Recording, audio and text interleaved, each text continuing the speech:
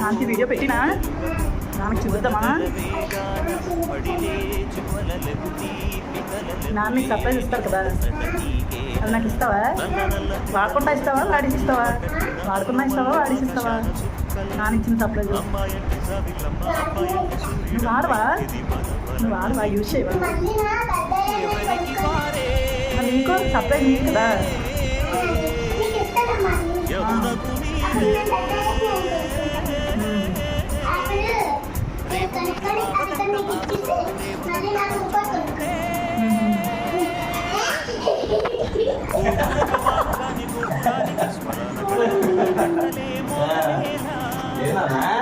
నాకు ఇస్తానమ్మా, నాకు ఇచ్చేస్తావా?